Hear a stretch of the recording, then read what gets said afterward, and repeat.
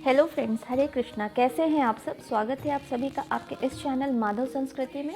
अगर आप इस चैनल पर नए हैं तो इस चैनल को सब्सक्राइब करना और बेल आइकन को क्लिक करना ना भूलिएगा।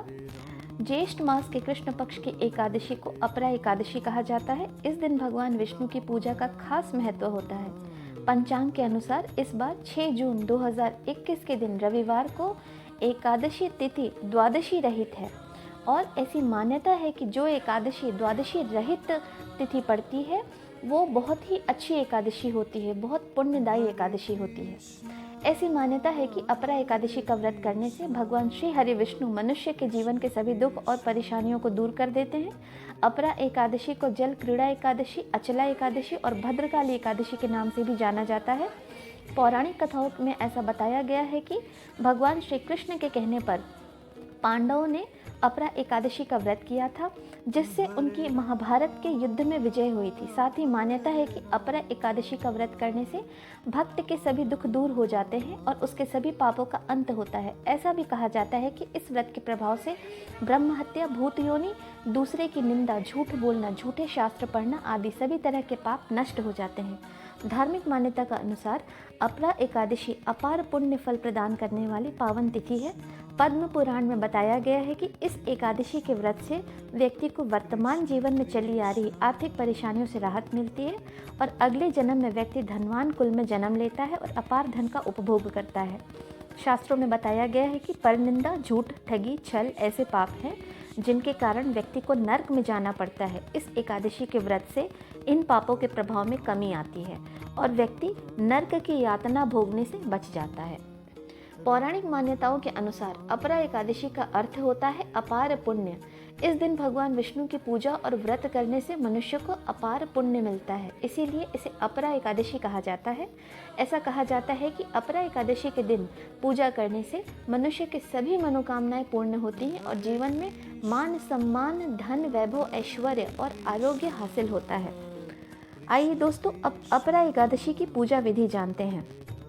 ब्रह्म मुहूर्त में उठकर स्नान करके नित्य क्रिया से निवृत्त होकर, क्योंकि रविवार का भी दिन है, तो सूर्य देव को ओम नमो भगवते वासुदेवाय का 3 बार जप करते हुए अर्घ्य दें।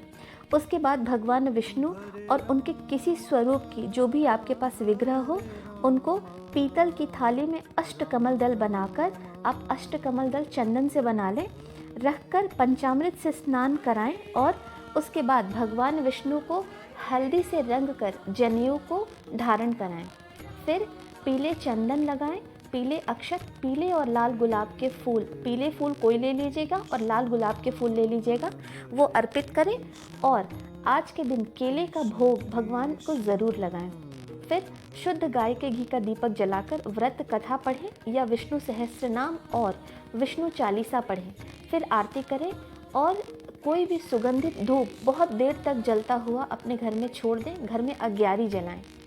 संध्या के समय मखाने की खीर बनाकर उसमें केसर और तुलसी दल डालकर भगवान को भोग लगाएं और गाय का दीपक का घी का आप दीपक जला लें।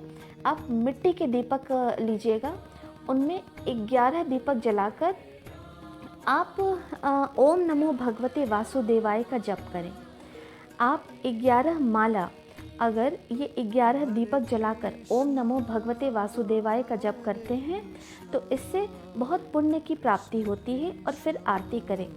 अगर आप में सामर्थ्य नहीं है कि आप बहुत लंबा दीपक, 11 दीपक बहुत देर तक जला सकते हैं, तो आप सिर्फ एक दीपक ऐसा जलाएं जो पूरी रात जलता रहे।